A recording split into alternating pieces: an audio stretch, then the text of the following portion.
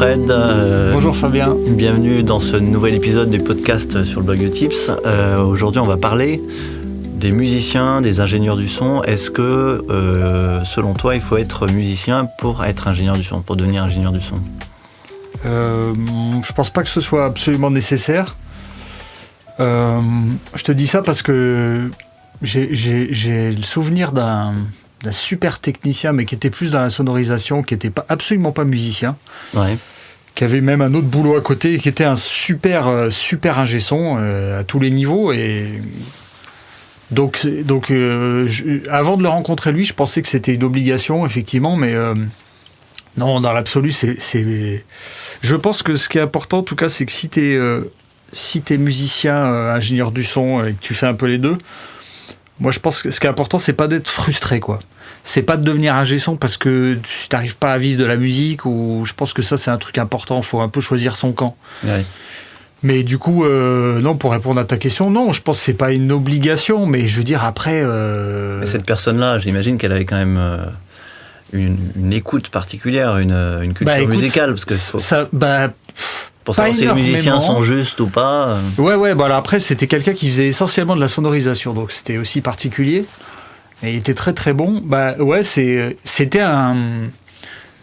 une brute au niveau de la physique et de la technique du son. Donc déjà, en fait, je pense que tu peux traduire beaucoup de choses après. Tu peux traduire la musique vraiment en science, en fait, facilement, et du coup comprendre des tas de phénomènes sans pour autant comprendre vraiment l'aspect émotionnel de la musique. Je pense que ça peut être une manière de voir les choses. L'aspect vraiment purement technique, si tu es très bon là-dedans, tu peux faire des trucs bien. Après, bon, moi, pour mon expérience, très honnêtement, oui, ça aide, oui. C'est sûr que ça aide, et enfin, dans la communication, ça aide. De comprendre aussi, je pense que c'est comme aussi, c'est dans la même chose, un musicien aujourd'hui qui s'est jamais enregistré tout seul, je trouve que c'est une lacune quand même. Je trouve que moi je vois vraiment la différence entre les musiciens aujourd'hui qui savent un peu se faire une maquette tout seul, utiliser du matériel, qui ont un petit soft, un micro, qui se sont déjà enregistrés parce que ils comprennent beaucoup plus certaines problématiques en studio que moi je vais avoir, etc. quoi. Et je pense que l'inverse est valable aussi, quoi. Un ingé son qui a jamais sorti un son d'un instrument, je pense que c'est compliqué quand même un petit peu aussi, quoi. Donc ouais, moi je pense qu'il n'y a pas de... Ça dépend un peu comment on aborde le son. C'est vrai que quand on fait du son associé à la musique principalement, c'est-à-dire pas forcément prise de son cinéma, etc., je pense qu'effectivement c'est quand même un grand plus de connaître un peu, d'avoir une culture musicale, ça c'est évident, quoi. Enfin, je sais pas si on peut être ingé son sans avoir un intérêt pour la musique depuis longtemps. Enfin, je pense que c'est quand même, ça va vraiment de pair, quoi, à mon avis. Et du coup, en pratiquement le fait d'être musicien, parce que tu es musicien aussi, est-ce que, à quel moment ça peut te servir en prise de son, en studio, en mixage, en mastering ? J'imagine qu'il y a plein de... Déjà, quand tu as touché un peu à quelques instruments, moi je suis un piètre musicien, mais j'ai touché à plusieurs instruments et bon, j'ai pas de frustration par rapport à mon niveau musical, il n'y a pas de souci, mais le fait, par exemple, quand tu enregistres des cuivres,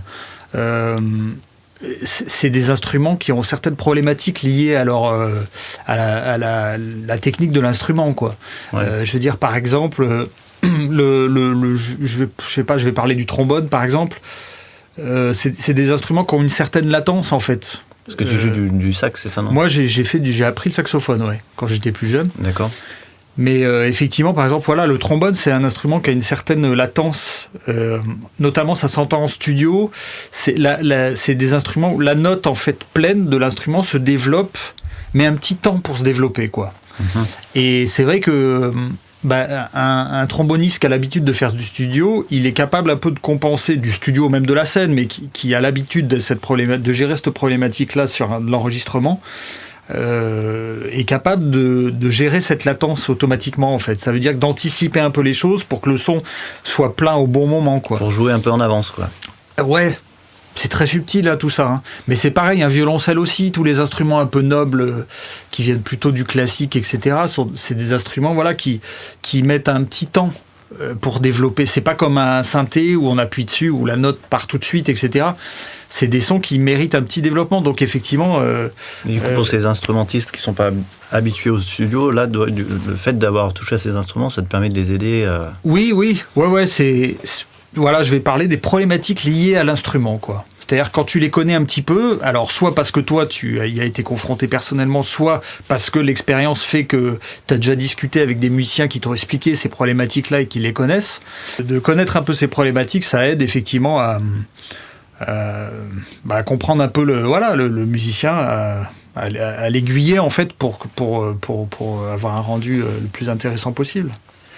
Et du coup, en mixage, est-ce que, par exemple, tu utilises la correspondance note-fréquence sur des égaliseurs ? Ouais, vraiment beaucoup, ouais.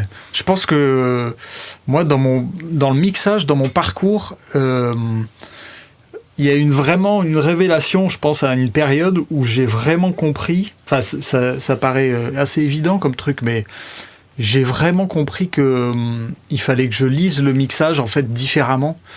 Et que je sois davantage en fait concerné par l'arrangement en fait. Mm-hmm. Et je pense qu'en fait le mixage et l'arrangement c'est vraiment lié quoi. Et si tu comprends pas l'arrangement, tu peux pas mixer quoi. Et si t'as pas un arrangement qui fonctionne, tu peux pas non plus faire un bon mix quoi. Donc ça veut dire que sur certains projets où l'arrangement était pas spécialement bon, t'as essayé de dialoguer, Bah ouais, ça c'est sûr. Et de solliciter un autre arrangement aux musiciens. Ouais, complètement, ouais. Ouais, parce que ça c'est en plus c'est très fréquent dans les groupes qui viennent vraiment du live. Moi, par expérience, je trouve qu'en live, il y a souvent besoin de moins de choses en fait. En live, des fois, on peut se permettre d'épurer beaucoup plus le propos quoi, musical. Je veux dire.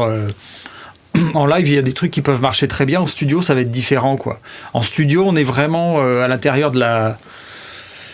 Moi, je parle toujours le mixage comme étant un carré, en fait, avec un espèce de petit rond un peu bancal au milieu. Et le but du mixage, c'est d'écarter ce rond pour qu'il englobe toutes les parois du carré, en fait. C'est pour moi, le mixage, c'est un peu ça, quoi. C'est-à-dire, on est dans une boîte qui est imposée par le son, la physique du son, les normes électriques, etc. Et pour moi, un bon mixage, c'est essayer de faire grandir ce rond au milieu, de le rendre le plus rond possible pour qu'il aille épouser un peu les parois du carré. Et je trouve que c'est un truc... effectivement, les lacunes d'arrangement, ça s'entend vite, quoi. Il y a des moments, en fait, on peut pas aller chercher des choses. C'est-à-dire que si on veut un gros son sur telle partie, effectivement, le gros son, il va passer par le bon arrangement, quoi. Avant tout, quoi. Et en mixage, par exemple, quand tu as une fréquence un peu gênante sur un instrument, etc., est-ce que quand tu vas aller chercher avec le filtre cette fréquence pour la réduire, est-ce que tu vas faire les correspondances note-fréquence à ce moment-là ?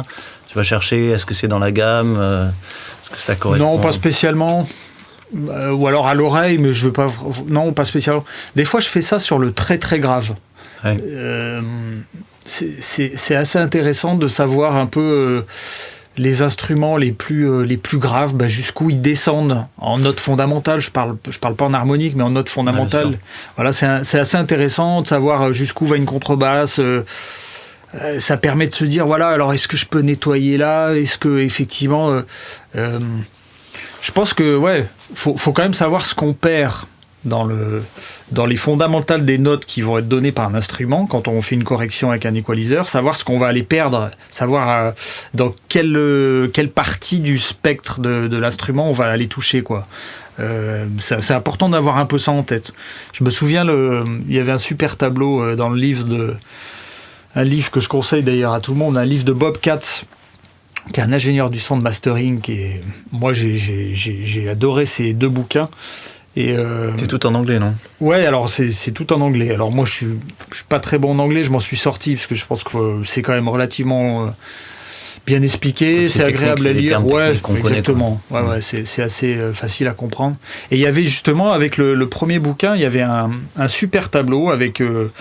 ce tableau qu'on peut trouver de partout, je pense, sur le net aujourd'hui, mais c'est un peu le tableau, quand on fait du son, je trouve qu'il faut avoir un peu ce truc en tête, avec toutes les notes, toutes les fréquences dessous, les correspondances des instruments d'orchestre aussi dans les tessitures, ça veut dire voilà, quel instrument a telle tessiture, ça correspond à quelle fréquence. Et voilà, je trouve que voilà, quotidiennement, je vais pas focaliser là-dessus, mais c'est bien d'avoir en tête ça. Une note, c'est une fréquence fondamentale qui correspond voilà, à une vibration qui... Voilà, c'est des petites choses qui font qu'on comprend un peu mieux ce que c'est que le son, voilà. Et en mastering, du coup, toujours pour rester sur le sujet, le fait d'être musicien, est-ce qu'il y a des moments où voilà, il y a des petites astuces que tu utilises particulières Je sais pas si c'est le fait d'être musicien, mais c'est la sensibilité musicale, oui. C'est-à-dire d'avoir écouté plein de musique, beaucoup. Ça, oui, c'est sûr. Je pense qu'il faut être...